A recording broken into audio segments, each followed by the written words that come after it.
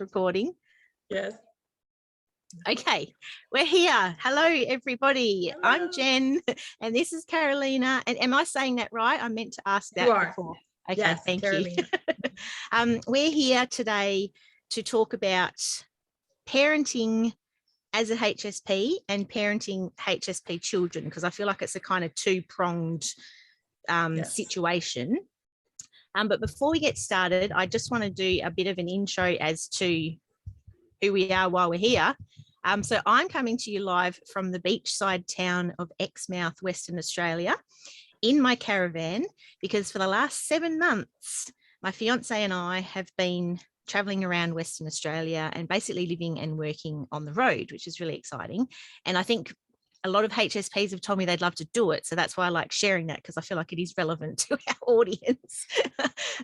So that's also why my background isn't as pretty as what Carolina's is, for example, because I'm literally sitting in my caravan. So, but yeah, so that's where I'm coming from. And Carolina's joining us from Napa in California. And we were just talking about how cool it is to be able to do this, so that we've got Australia and the US talking, and it's not really new anymore. And I think COVID has kind of normalized this sort of thing, like catching up on Zoom has become almost the new normal. But I still think it's cool that we get to connect with people from literally all over the world. And we're here today because I decided I wanted to host the first ever HSP Extrovert Awareness Week. And the purpose of this week is twofold. One, because those who know me know that I'm very passionate about showing HSP extrovert women how amazing they are and helping them live into their strengths and seeing their sensitivity as a superpower. So that's one purpose, is to kind of celebrate being HSP extrovert.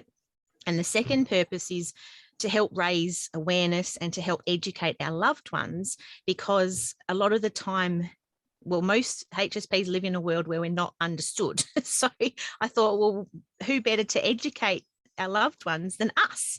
And I know some of my ladies have said things like, oh, how do I explain it? Or what do I do when this happens? So I thought, well, maybe it's up to me to try and provide some of that education. So that's kind of why we're here. And I thought Carolina would be a perfect guest to bring on, because, as I mentioned earlier, a lot of HSPs are raising HSP children, and most of us in our generation, I think, grew up thinking that something was wrong with us, because HSP is a relatively new discovery. Obviously, we've been around for who knows how long, but we haven't had the language to talk about it. So I think now is the perfect opportunity for HSPs to raise a generation of HSP children who see it as a blessing and see it as a gift, as opposed to, and it being normalized, as opposed to us thinking, oh my gosh, there's something wrong with me. And it's not till we get to our 40s or our 50s that we go, oh, okay, yep, I'm liking this. So I think it's an opportunity to change the face of the world for HSP children. And the second prong of the parenting aspect is parenting as an HSP. I don't know, because I don't have any children. I've got stepchildren through Warren and now step-grandchildren, which makes me feel really old. But anyway, that's a whole other topic. But I imagine parenting as a HSP is very challenging. And even, I mean, parenting full stop is challenging, but I think parenting as a HSP would be even more challenging. So that's why I wanted Carolina to come along and share her wisdom and her experience with us. So just a little bit about her. So Carolina Mariposa is an HSP mum and the founder of Butterfly Grove. I love that name, by the way, where she provides intuitive guidance to empower highly sensitive children ages 0 to 21 and their parents. Intuitive guidance is coaching which combines energy healing techniques with practical strategies Carolina has acquired over the past 20 years as a child and family therapist and early childhood mental health specialist. The inclusion of energy healing techniques is often the missing link for highly sensitive kids and parents, as it provides unique insight into our personal patterns and the relational dynamics within the family, including the subtle ways that our sensitivities impact each family member. Having this insight, children, teens, and their parents are empowered to validate each other's experiences and grow even closer. Love that. So for more information, please visit the Butterfly Grove website. I'll post that in the comments in the video later, but it's butterflygrovehsp.com. There are links there to Carolina's YouTube channel, Facebook page, Instagram, blog posts, and so then you can find additional resources for sensitive kids and their parents. So that's Carolina. So I'm going to, before I hand over to her, I'm just going to remind people, if you are watching us live, and please excuse me, I'm going to be checking my phone as we go through this just to see if there's any comments from people. But if you are watching us live, we'd love you to jump on the comments and say hi and let us know where you're watching this from, because I love seeing how far around the world it goes. Even if you're watching the recording, I would love for you to jump on and say hi in the comments and let us know where you're watching us from. Please let us know your thoughts as we go through. If you're resonating with what we're saying, definitely let us know if you have any questions, even if you're watching the replay, because Carolina and I will circle back and answer any questions that come through via the comments later on. So Carolina, over to you.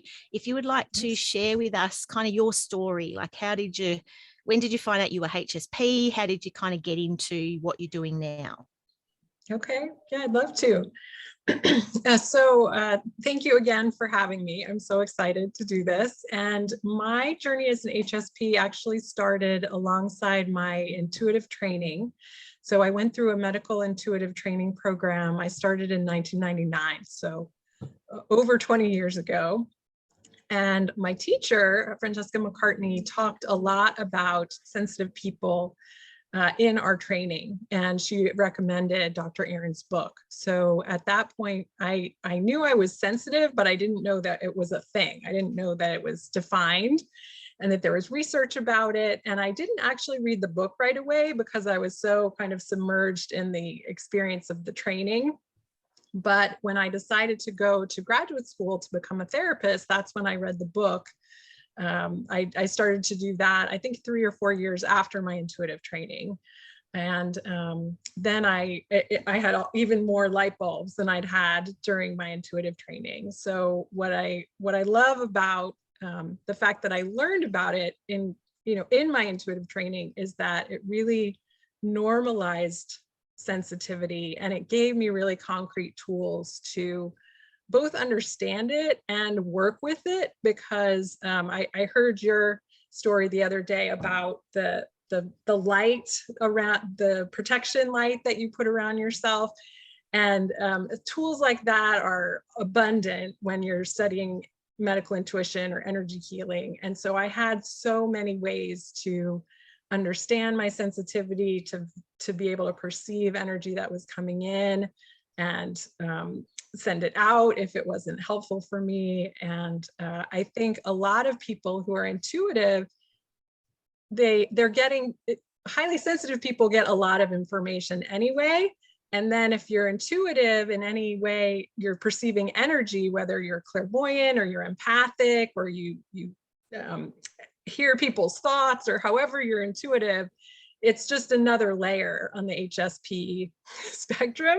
And what I found is that the more that I've studied it and the more I've practiced my intuitive skills, the more it's almost like you open a Pandora's box and you just realize how much information you're getting, and how much work we all have to do to screen it out. Like we read the research about it, but to actually experience that, to walk into a room and not only be able to sense the emotions or the mood of the room, but also to get clairvoyant information or get, tingling up your spine. And it's such a rich experience to be an HSP, and it can be overwhelming, but the energy healing really gives a lot of concrete tools. So I was a therapist working with children and families for the last 20 years. I mentioned I went to grad school a few years later, and I really did that in a way to kind of legitimize my sensitivity.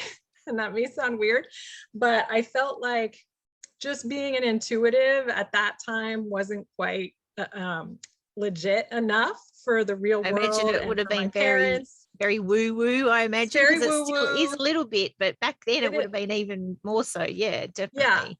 Yeah. Yeah, so I went and got clinical training and really worked a lot with children and families of all sorts. And so along the way, I recognized how high sensitivity was playing into a lot of the challenges the families were having that I was working with. And I was able to introduce Dr. Aaron's research and educate them about the trait. And what I love about what I'm doing now is that I also can bring those intuitive skills to my clients, because I feel like it's such an empowering way for them to deal with it. It's a very proactive way of being in the world to manage your energy on a regular basis. And kids especially, they learn it so quickly. And so I've just been amazed at how, like, I had a session today with someone who's 11, and she got it. Like, she wasn't grounded when she came in, and she was grounded when she left. And I was like, it takes some adults like 10 years to learn how to ground. And she just did it in one session. Like, she's amazing. So I love that added information that I can share with people and those additional tools. And I love that I also have the sort of more practical, legit background, because then if they have other questions about the relationships or kind of more mundane things, I can offer information about that too. So like you, I'm super passionate about just changing life for HSP kids. I feel like the next generation has the potential to just, I mean, I don't even think we can imagine the amazing things they'll accomplish. And my own daughter is, I believe, in HSP. She's only 2, but it's pretty clear that she is, and she's definitely more of an extrovert than I am. So I think I'm raising an HSP-E, which is pretty exciting. And so I'm also excited to just be here learning from you as well, because I'm going to have some tools to give her as she grows. Fabulous. Yeah, thank you for sharing that. And because before we jumped on live, Carolina and I were talking about that, how a lot of pretty much all the stuff out there is geared towards highly sensitive introverts. And that's kind of not a criticism, and it's not anybody's fault. It just is the way it is, because 70% of HSPs are introverts. So because what my ladies share with me is even therapists or people working with HSPs, there's that kind of assumption that they're all similar, whereas the HSP extroverts will say to you, well, that doesn't resonate with me, that doesn't make sense to me, because there are some quite significant differences, and that comes from the added part of our brain, which is extrovert. And so those who have followed me for a while, you would know that I call us walking contradictions, because we literally do have almost 2 personalities within us that contradict each other. So our in a nutshell, our extrovert likes going out extroverting and getting external stimulation and meeting new people, doing new things. And then guess what? HSP self goes, overwhelm, overstimulation, freaks out, needs time out. So HSP extroverts, that's probably the biggest battle we have, is that ongoing kind of finding a way to respect both those sides of our personality. And I think that's probably the one thing that I would say is key for all HSP extroverts, even for your daughter, is teach her to kind of respect that we have those contradictory needs. And the way I kind of visualize it in my head is like on a seesaw.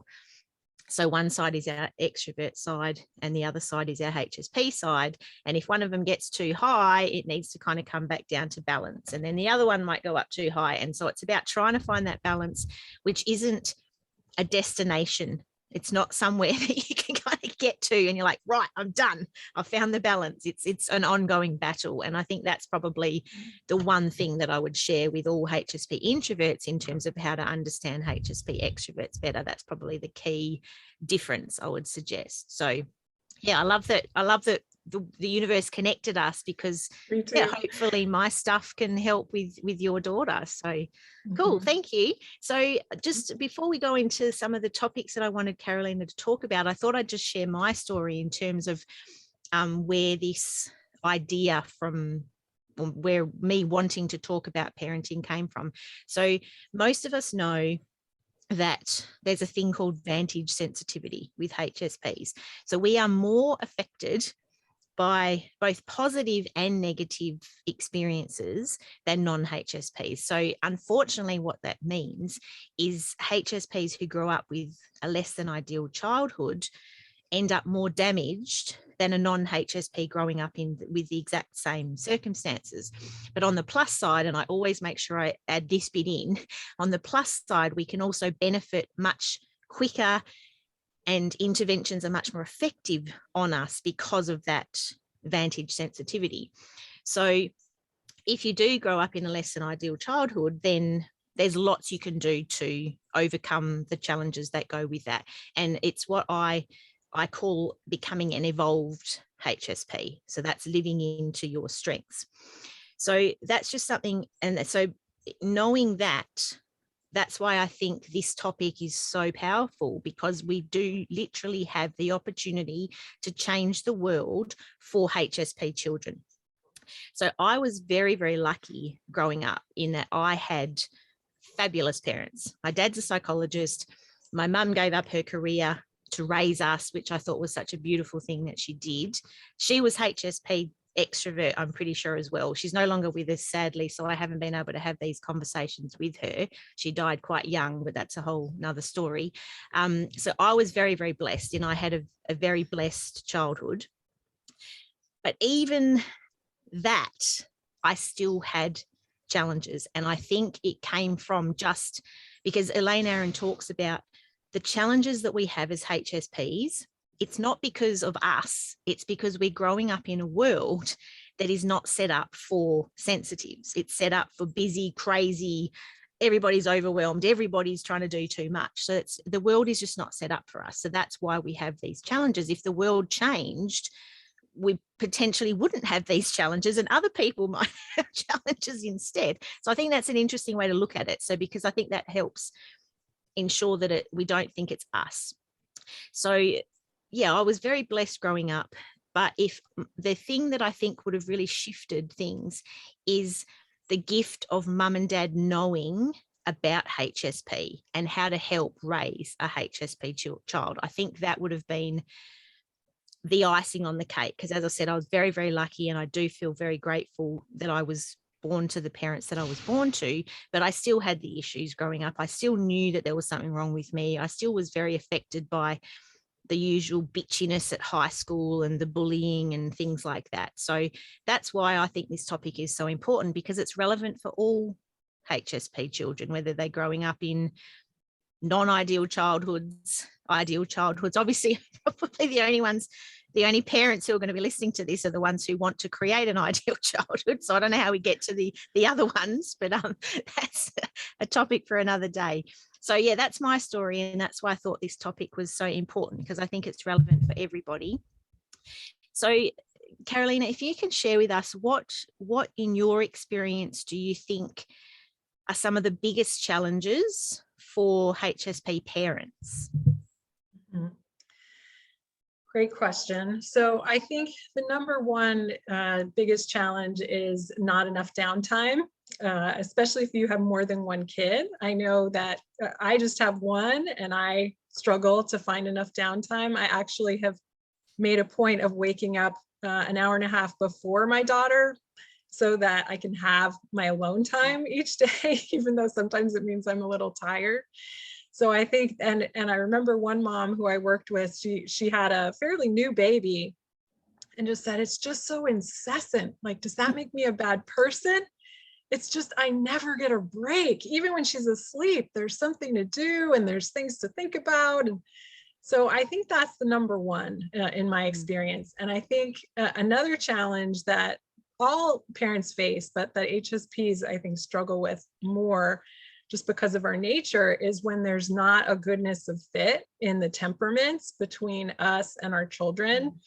So I feel really lucky that I'm an HSP with an HSP daughter, but even I struggle with the fact that I'm more introverted and she's more extroverted, and I have to kind of push myself to give her more extroverted experiences than I'm necessarily comfortable with.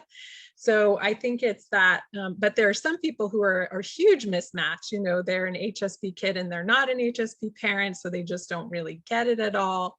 And that can just result in a lot of conflicts and misunderstandings. And like you said, kids just feeling like something's wrong with them. And I think any conscientious parent is going to want to look at themselves and what they can do to learn about their child, but also learn about themselves so that they can help their child understand that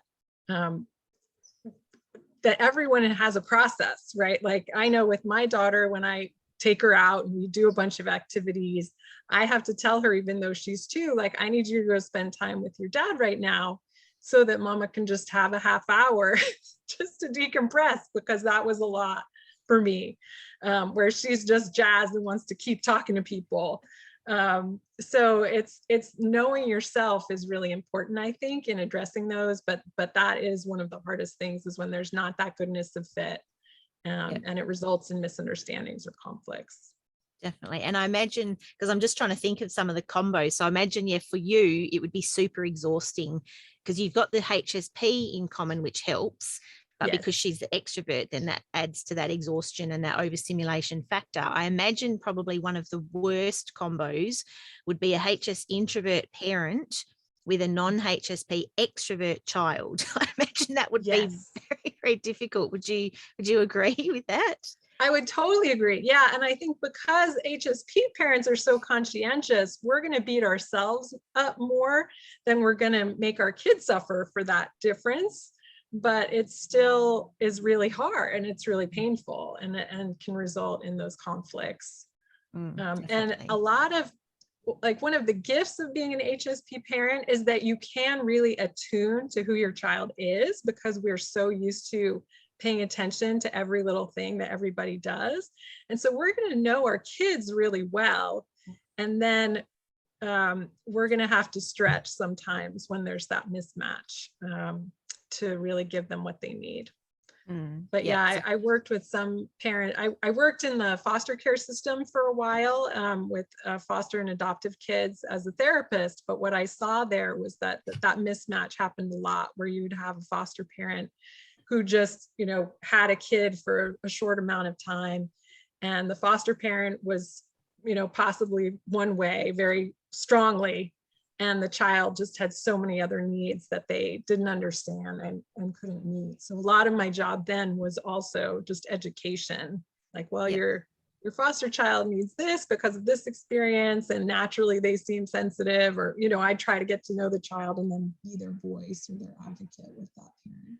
Yeah. And I think, and I'm guessing in the US, it's probably similar to in Australia, the system would be so stretched that you wouldn't have the opportunity to perhaps get a better match. It's kind of like you've got to work with what you've got, because there's a lack of parents around. Yeah, exactly.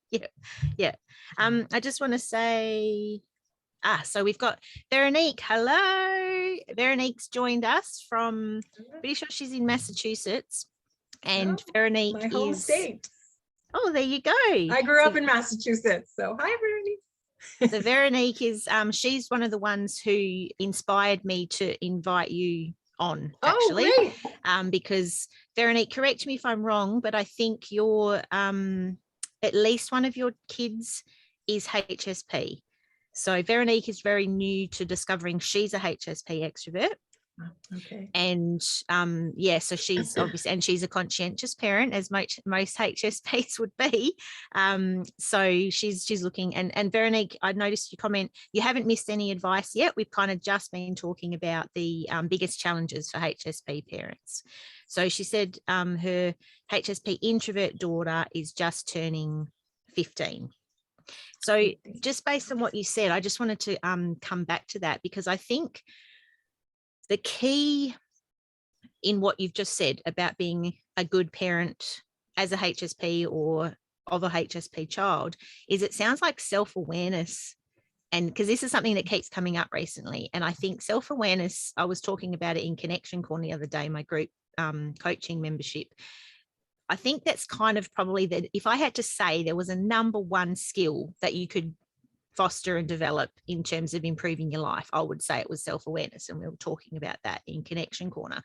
And I feel like it's just come up again now in that, and because it came up in my talk with Sarah when we're talking about empaths, Right. it was all about self-awareness, being aware of when you're being impacted by energy. So would you say that that's right in terms of parenting as well, that self-awareness of when you need to push past your comfort zone, and that self-awareness of what's going on for you, so that you can say, like you did to your daughter, go hang out with daddy because I need a break, kind of thing? So would you say that's a key skill?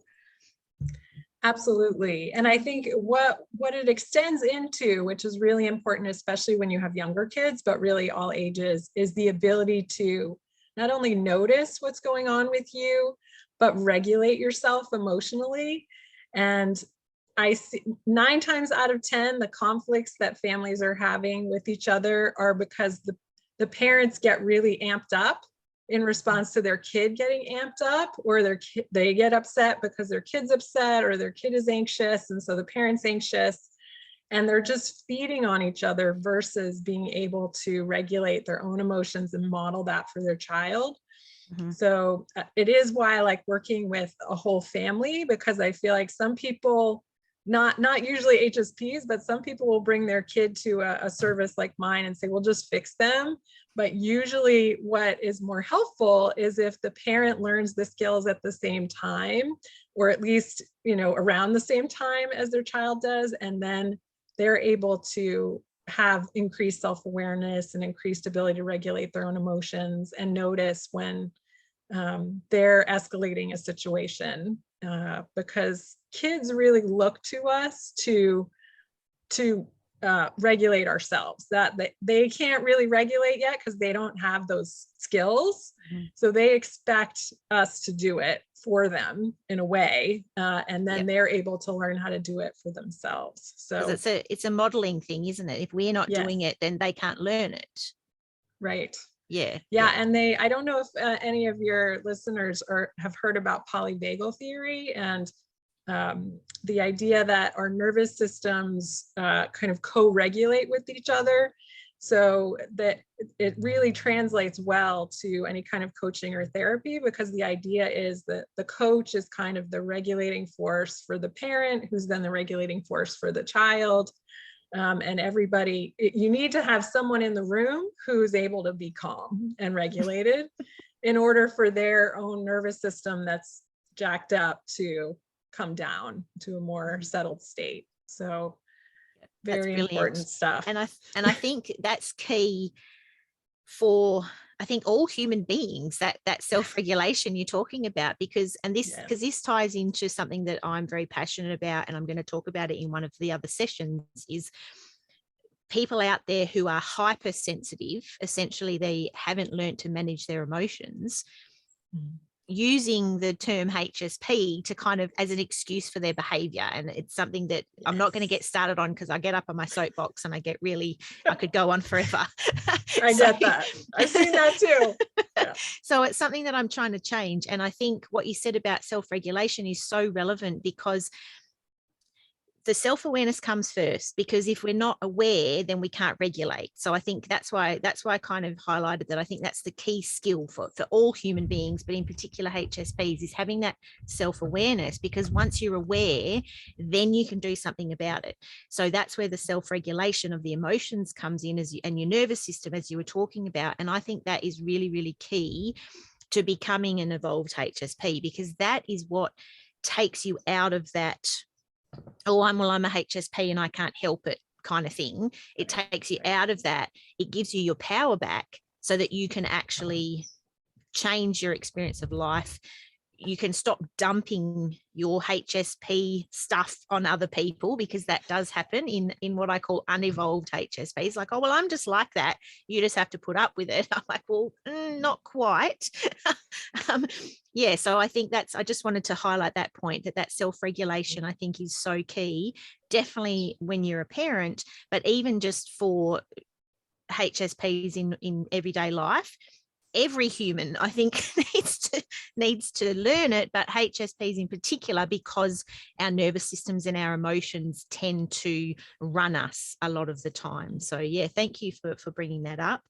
And I just wanted to see what Veronique said, because she said she's struggling, so you could probably help with this.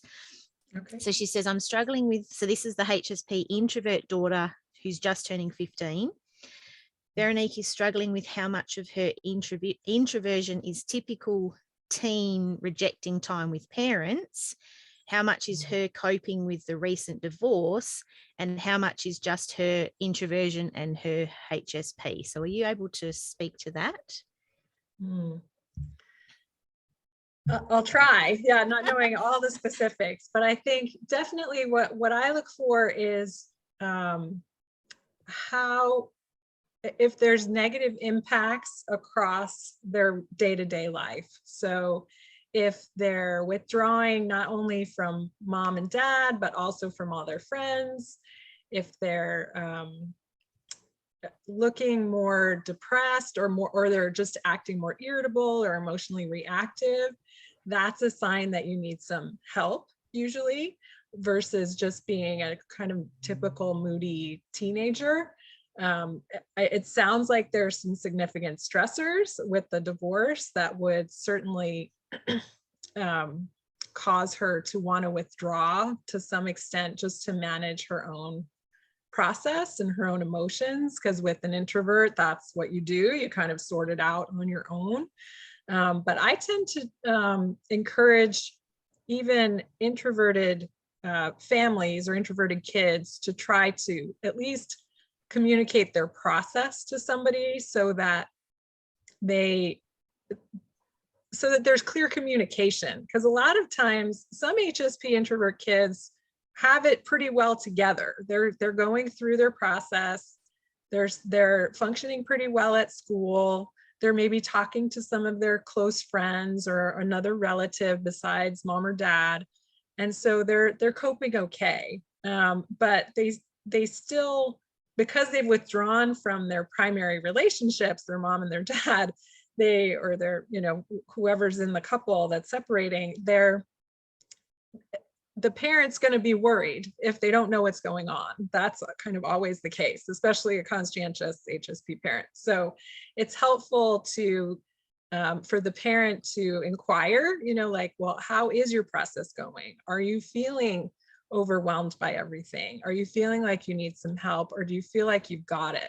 And then really paying attention not only to their answer, because sometimes they're truthful and sometimes they're not, because they're teenagers, but also just their behavior intermittently, because I think they don't know, if they're struggling, you're going to be able to see it, and you're going to know in your gut that something's not quite right with your kid. So you need to trust that, as well as trying to just open the communication. But when there is a situation like a divorce, it's often helpful for a kid to have someone else to talk to, just because the parents are so activated themselves around the separation. Does that answer, Varen? Is that helpful, or there's a subsequent? Yeah, let question? us know, Veronique, if that's good, or if you've got more stuff. And a couple of things I wanted to highlight in what you said, Carolina, is first of all the processing. In introvert processing, as I say, I'm talking like you now, picking up your accent. And I know that one of the reasons Veronique's probably struggling with that is because extroverts, we process through talking aloud. So her daughter is obviously an internal processor. So I imagine that that's part of where the struggle comes, is Veronique would prefer her daughter to be more verbal, but obviously that's not how she's wired. And the other thing I wanted to talk about was, I've just lost my train of thought. Verbal processing. Anyway, I might come back to that. Veronique said, yes, helpful. Thank you. Okay. So thank you. So what was I talking about? Yeah. Verbal processes. I'll come back to it if I remember. Self-regulation. No. Damn, I knew I should have taken a note. Was the other thing I talked about was just that how they're functioning in their day-to-day life? Oh, yes, you said trust your gut. I want to thank you. Yes. Thank you. Oh, trust your gut. Trust your gut, because that's another thing that HSPs often don't do. So one of our strengths is our intuition, because we're taking in so much of the world. So our subconscious kind of knows more than what we give it credit for a lot of the time. So I think that's really key, what you said as well, is trust your gut, because your gut knows.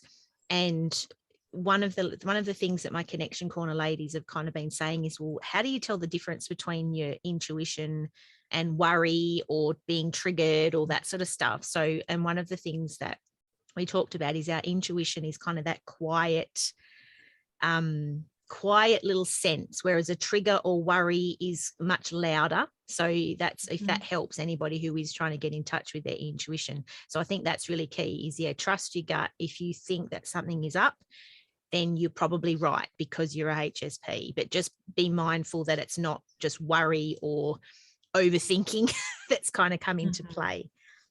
So Veronique says, yes. So she said, yes, about how she expects her to verbally process and she doesn't. Yeah. So thank you for those tips, because I'm sure that was really helpful to Veronique. So Veronique, let us know if you've got any other questions. And there's also somebody else watching us live. So I'd love for you to say hi and let us know if you have any questions or any comments as we go. So Veronique has just said she does say that she's very content with her solitude between a year of COVID and then the teen retreat and divorce. Veronique, is being hypervigilant, which would make sense. So perhaps you could talk to that, Carolina, as well, the impact that it's obviously having on Veronique, and then therefore her parenting because of the COVID, teen retreat, divorce. Yeah, that's a lot of stress for mom too. I'm glad she has you to support her. Thank you. Yeah, I think that, everyone has struggled on some level with COVID. And I imagine, I know for introverts, in some ways, it's been a blessing to be shut in and not having to make a lot of plans. But extroverts have had a lot of challenges with that. And I have a few extrovert friends who've talked to me about how kind of depressed and irritable they were during COVID. And even now that it's sort of there's a light at the end of the tunnel, it's hard to kickstart themselves back into normal, because everyone is still dealing with a lot of different stressors. And so I want to say I feel a lot of compassion for Veronique and all the parents out there, because it's not only just COVID and worrying about your kid getting sick. I mean, I'm sure there's been, the online school, and I mean, there's just been endless ways that this has been stressful for parents and their kids. And so I'm not surprised that a lot of us are looking for help now.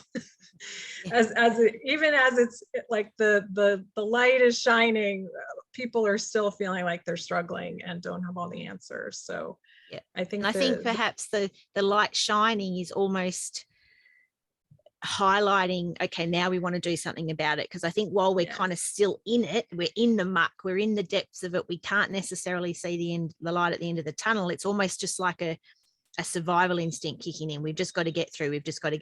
Whereas now that the light at the end of the tunnel has kind of become a bit more visible, I think that's when we can start to look forward and go, okay, well, what can I do to pull myself out of this? So I think that's probably why more people are potentially looking for help now, because the light at the end of the tunnel is there, and they're able to perhaps look a bit more positively into the future. And Veronique has said she'd like to learn more about the program that you offer, wondering if it may be a way to find communication between her and her daughter.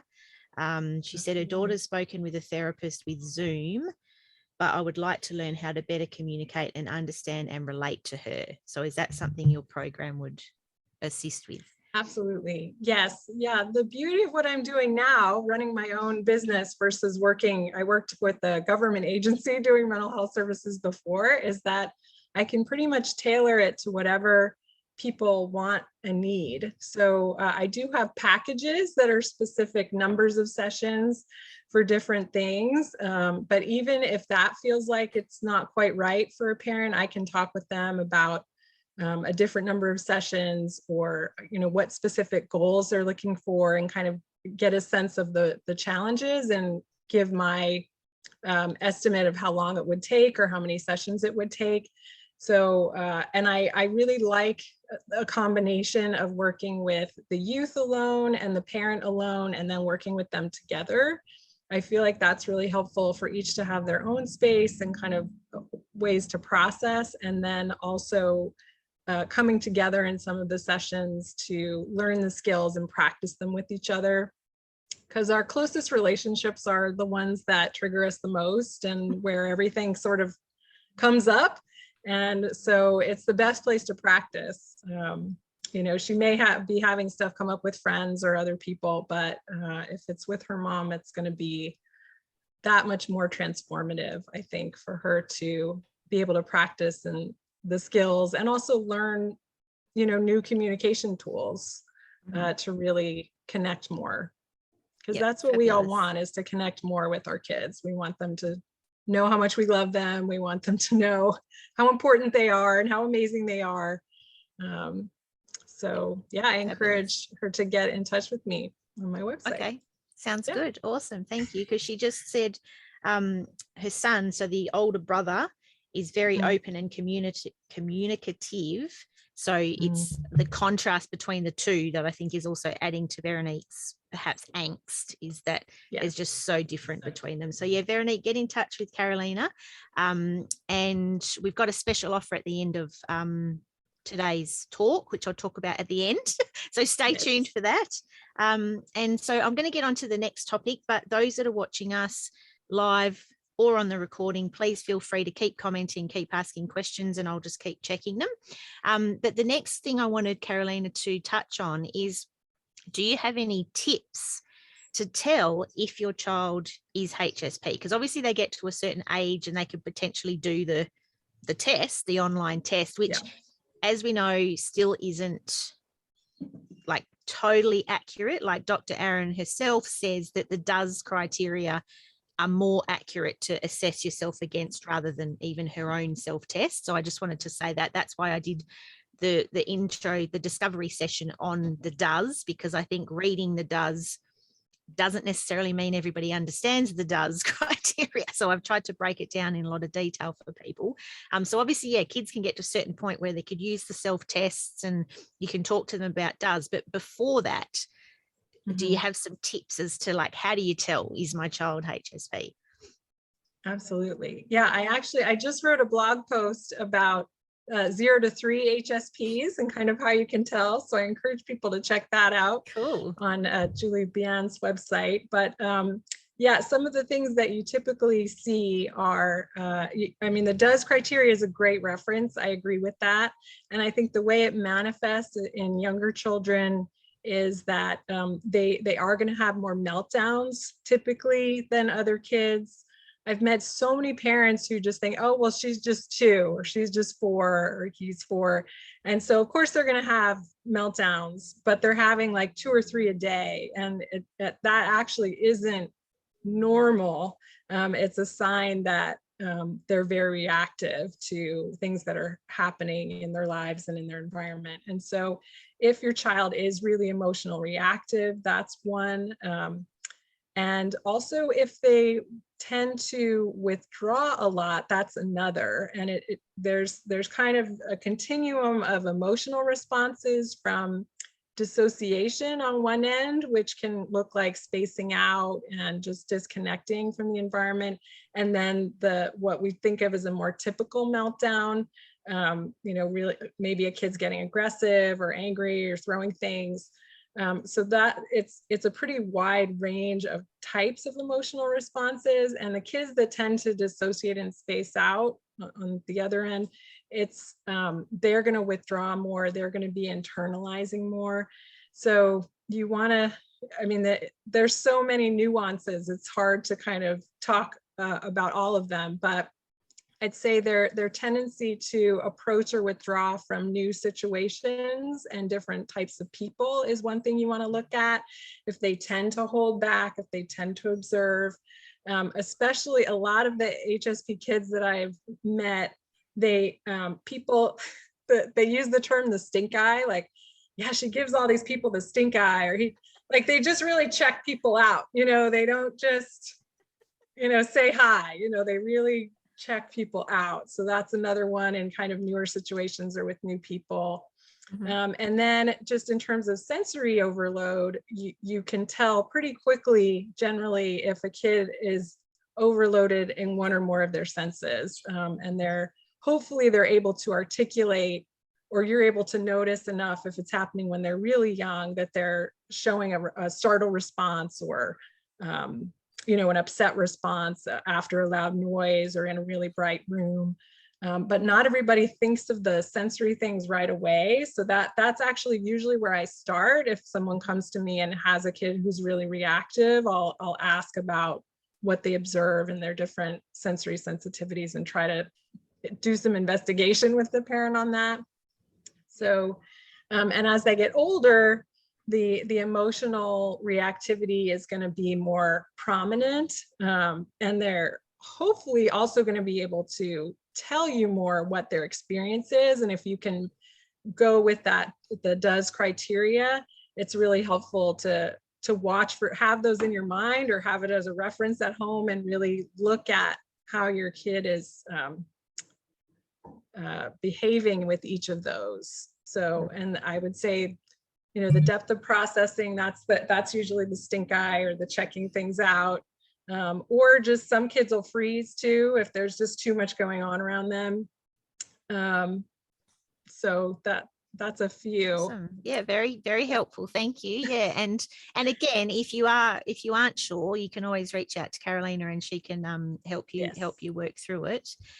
So the next one I wanted to chat about is the biggest mistakes you see parents of HSP children making. And this isn't a criticism of anybody, and I don't actually have anybody in mind, obviously, but I don't want it to come across as, oh, don't do this, but just in your experience, what are some of the mistakes that, and because I'm sure it comes from a place of wanting to do the right thing, because most HSP parents, I imagine, would be conscientious, as you say. But yeah, what are some of the mistakes that you see parents of HSP children making? I think the biggest one is one you've talked about, which is the sort of minimizing or dismissing the child's reactions to their sensitivity, the way they demonstrate it, so that they think there's something wrong with them.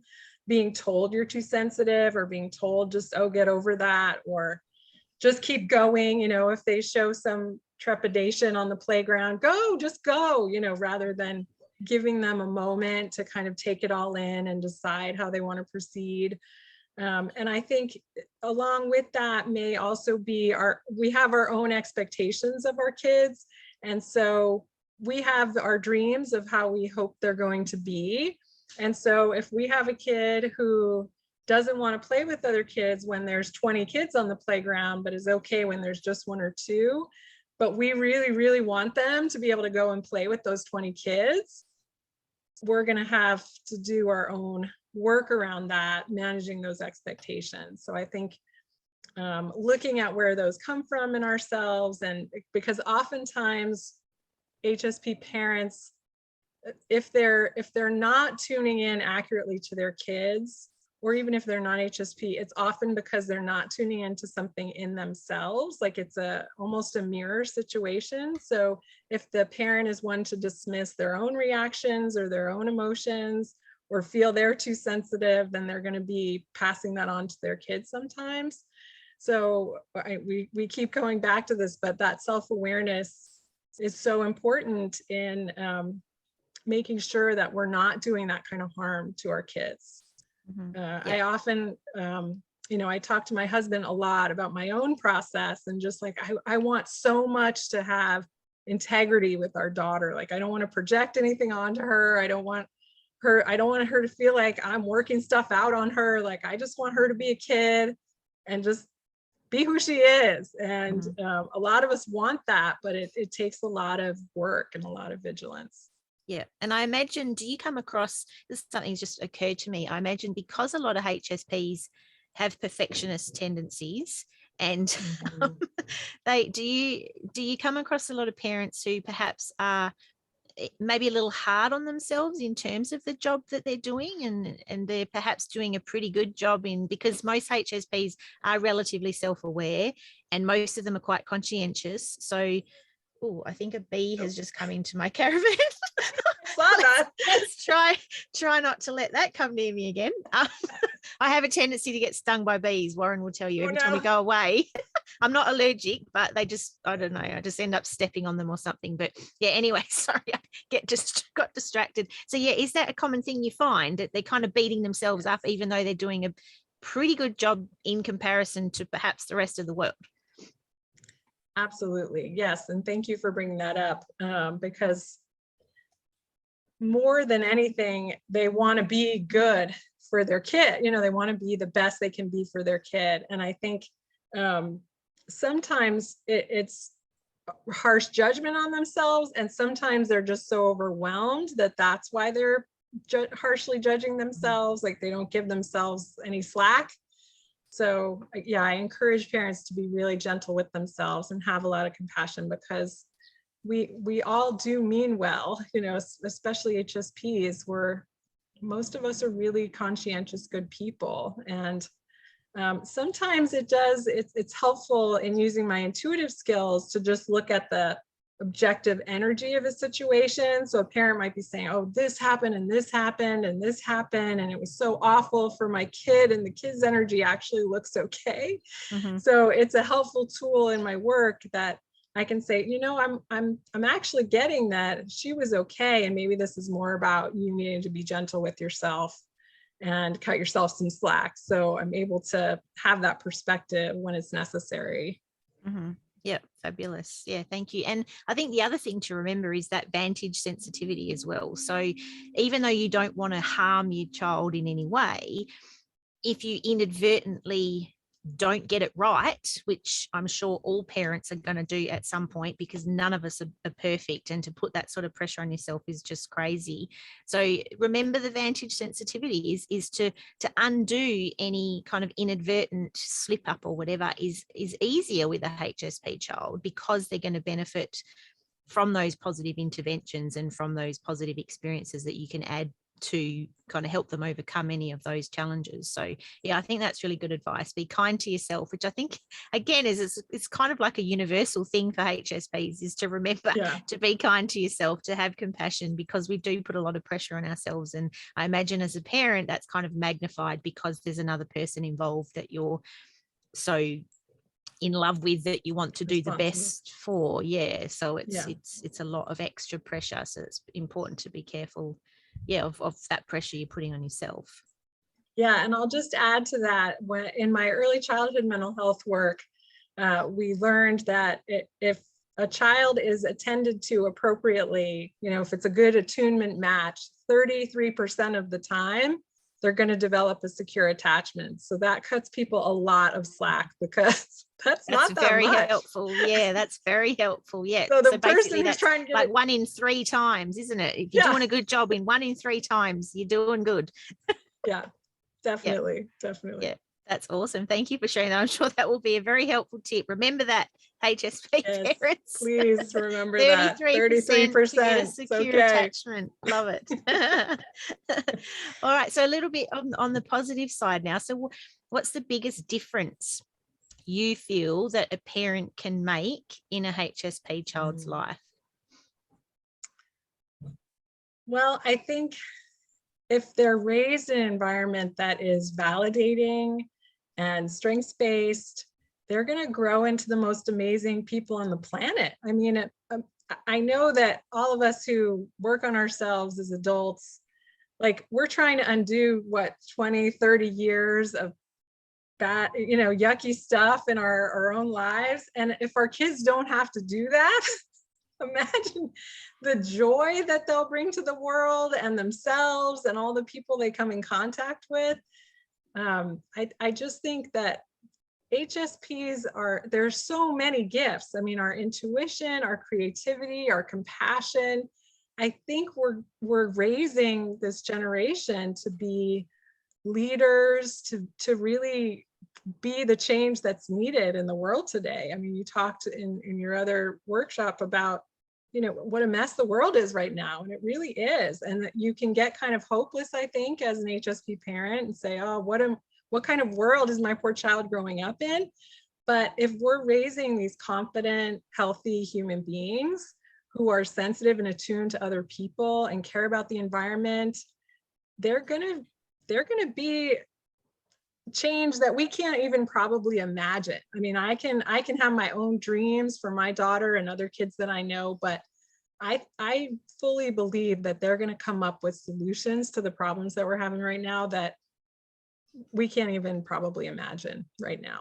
Yeah, I'm just getting goosebumps and getting emotional thinking about it. Like, I honestly think, like, I've got tears, honestly think that they can change the world. Yeah. If we do what we can to raise them in the way that we've been talking about, I think it's like a really exciting, hopeful future for them. Yeah. So that, again, this is why this topic is so important, is because of the potential that they have to literally change the world. I think that's beautiful.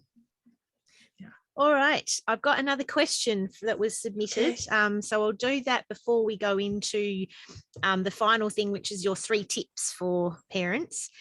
Okay. So this is one of the ladies in my group, and she said, I'd love to ask Carolina a question about discipline from an HSP mum to an HSP 9-year-old son.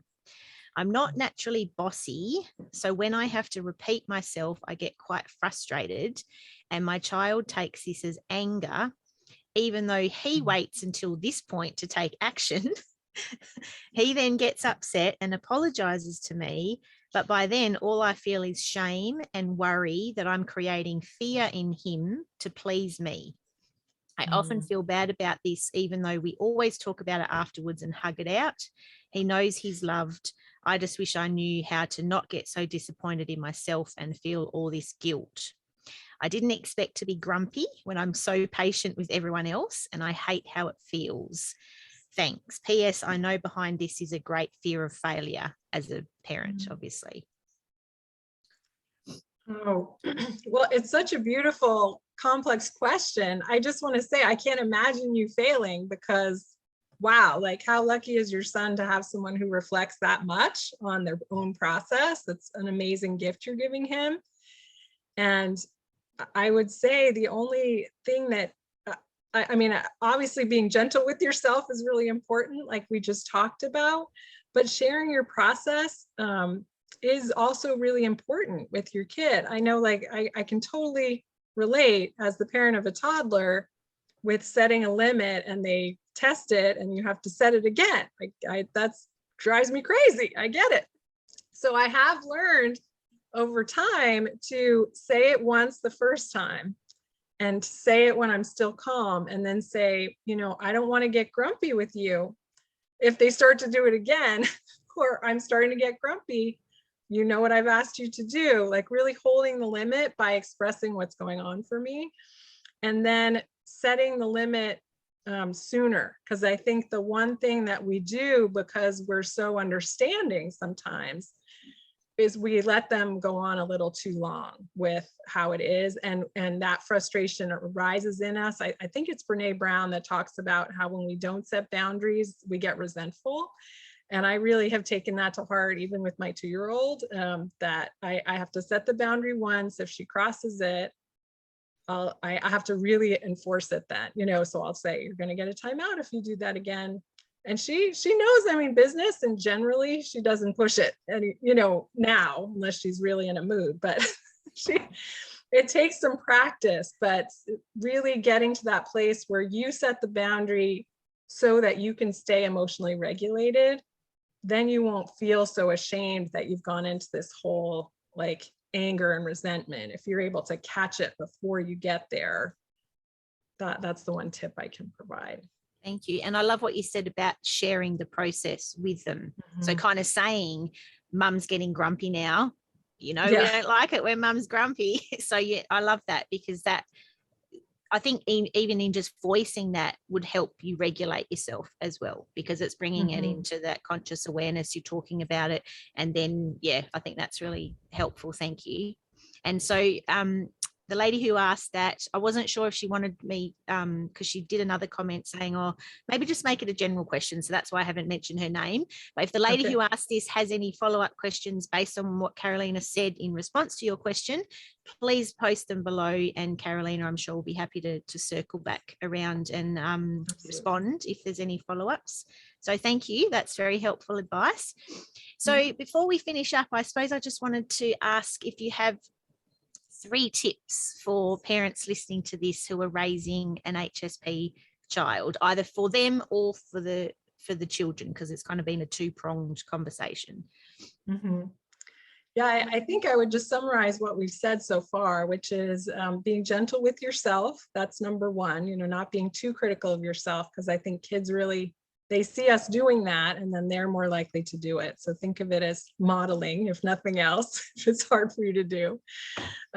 Number 2 would be really validating their experience, whatever that may be.